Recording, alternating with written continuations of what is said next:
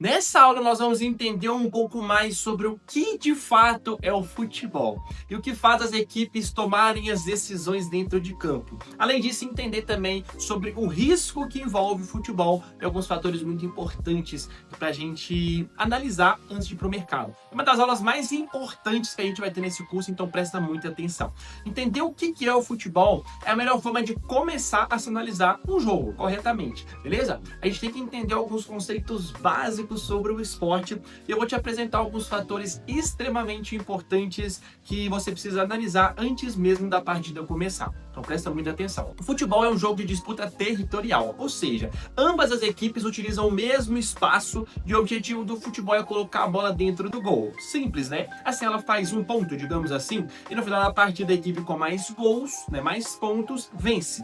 E no futebol a pontuação é única. Diferente de outros esportes, você faz um gol e ele vale apenas um gol, tá? Não existe outra forma de pontuação, como o basquete, por exemplo, que a gente tem cesta de 1 ponto, de 2 e de 3 pontos, né? Então, assim, o futebol é um jogo de disputa territorial, bem importante que você entenda isso. Tem outros esportes que não são, como o tênis, como o vôlei. Cada equipe vai ter o seu espaço dentro de campo, mas o futebol é disputa territorial, beleza? Então, captado isso, vamos seguir. Muita atenção nessa aula, porque o que eu vou te ensinar aqui é muito importante que você entenda para você analisar melhor suas partidas de futebol, beleza? Vamos lá. As ações dentro de uma partida de futebol levam muito em consideração o risco. Como assim um risco, Gabriel? Simples. Uma equipe que está ganhando, ela se porta de uma maneira diferente da equipe que está perdendo, beleza? Então, na hora de analisar um jogo, a gente tem que levar isso em consideração. Qual que é o risco que aquela equipe está disposta a correr?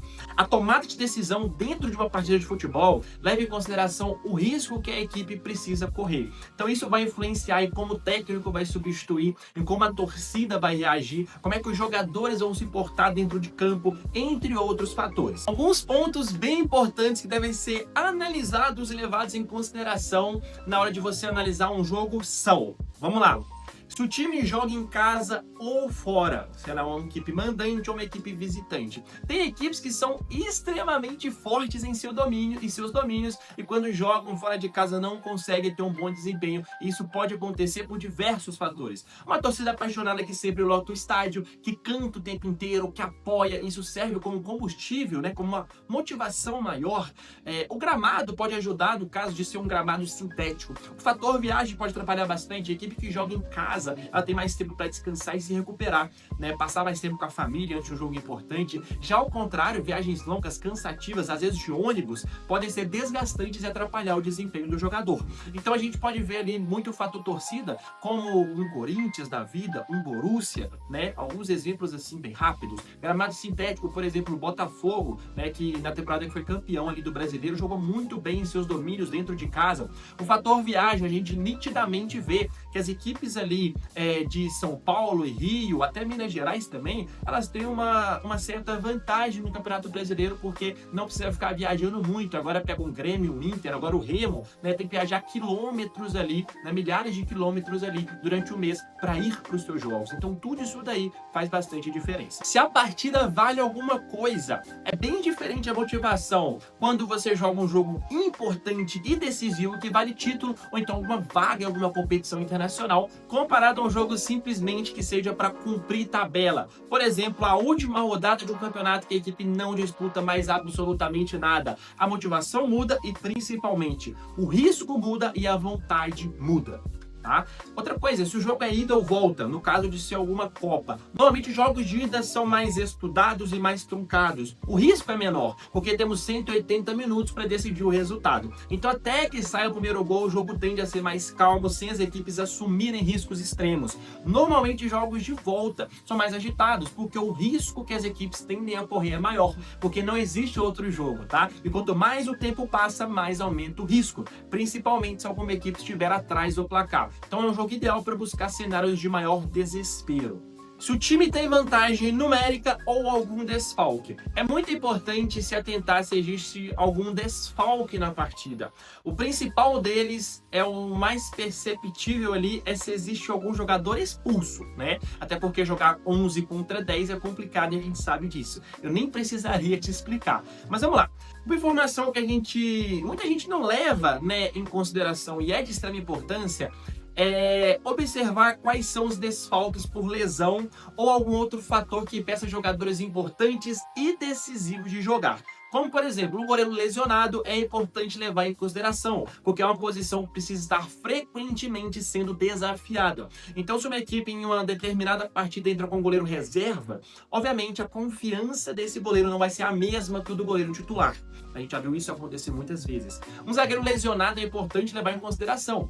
Por quê? Vários fatores, tá? Pode ser um zagueiro experiente, um xerife da zaga, ou talvez algum zagueiro veloz que tem uma boa saída de bola, né? Ou até mesmo um zagueiro que é muito bom no jogo aéreo, tá? Então, sem ele, o time pode perder e sofrer, às vezes, com muitas bolas lançadas na área ou outro tipo de característica. Um camisa 10 que não jogue, tá? O homem da bola parada, dos cruzamentos, das assistências, o cara que decide o jogo quando precisa. Um jogador desse aí, faz com que o time perca ali talvez 20 até 50% do seu poder ofensivo. E por fim, sempre verifique se o artilheiro do time está em campo, pô. Sempre olha ali se o homem-gol, o cara que balança as redes, tá jogando ou não. O time às vezes é favorito pro mercado, tá numa posição superior na tabela, jogando dentro de casa, porém o homem-gol da equipe, o cara que é responsável por mais de 50% dos gols do time, não joga. Ou seja, vale a pena redobrar a atenção e pegar alguma coisa a favor desse time. Por exemplo, básico, né? Eu sou cruzeirense. Cara, pensa o Cruzeiro hoje sem o Caio Jorge. O time é outro, o time não tem a referência no ataque. Pensa ali no seu time, o seu time do coração. Sem o camisa 10 hoje, o seu time faz alguma coisa ou não? Não é muito mais difícil por não ter um camisa 10? Ou, por exemplo, um goleiro, tá? O goleiro tá fora, o seu goleiro titular, camisa 1, goleiro que pega pênalti, que tem a confiança da torcida, e entra um goleiro reserva ali que joga 2, 3 jogos por ano. Então, cara, esse fator ali de desfalque, muita gente não olha nem a escalação antes de apostar e já sai colocando ali vitória, gol e não sei o que lá. Sempre olha a escalação se os principais jogadores estão jogando. Ah, Gabriel, mas eu não conheço o time. Então, puxa as últimas 5 escalações, vê ali o time que foi jogar e vê se a escalação se repete para esse jogo, para ver se o time tá indo titular ou não. Beleza? Com um pouquinho de pesquisa você consegue entender. Combinado? E por fim, o clima da partida. Sempre verifique o clima antes da partida, pois climas diferentes mudam a forma como é que o jogo corre, tá? Por exemplo, o horário do almoço, aquele sol quente, jogos normalmente ali entre 10 até umas 4 horas da tarde, é aquele jogo onde o sol tá no seu auge, um clima quente, tá? O sol pode atrapalhar a visão, o clima quente cansa os jogadores mais rápido, então o início da partida ele pode ser um pouco mais agitado, porém com o passar do tempo é nítido o cansaço dos jogadores. Agora, por exemplo, durante o dia e um climazinho mais ameno, tá? Jogos durante o dia, porém com um clima bem ameno, ou seja, nem muito quente, nem muito frio, uma temperatura normal, um dia com nuvens, tá? Um dia nublado, um jogo onde o cansaço não é tão forte igual um jogo do clima anterior, que é o clima quente. Jogos à noite, tá? A partir das 7 horas normalmente, são jogos mais animados, as equipes estão mais concentradas, tá? Elas se concentraram por mais tempo, a energia tá no talo, o cansaço físico demora a vir. Chuva, jogos em clima de chuva são jogos onde normalmente a bola não rola, tá? Então vemos muitos cruzamentos, lançamentos, podemos ter lesões de jogadores, falhas de goleiro, jogos que param o tempo inteiro e são mais difíceis de se conduzir. O futebol é um jogo onde o tempo não para. São 2 tempos de 45 minutos, totalizando 90 minutos. E quanto mais o tempo passa, mais aumenta a intensidade e o risco, tá? E o mais importante é controlar os espaços em campo, com ou sem bola. Um time que domina os espaços em campo leva vantagem, tá? É importante observar isso. Qual time tem um controle melhor da posse de bola, que ganha mais divididos no meio campo, e qual time tem uma organização melhor entre meio, ataque e defesa. Qual time tem uma ligação de bola melhor entre defesa, meio e ataque. O time que domina melhor os espaços em campo, ele leva vantagem e vai criar mais chances de perigo, tá, na partida, beleza? Então vamos lá. Conclusão disso tudo que eu falei.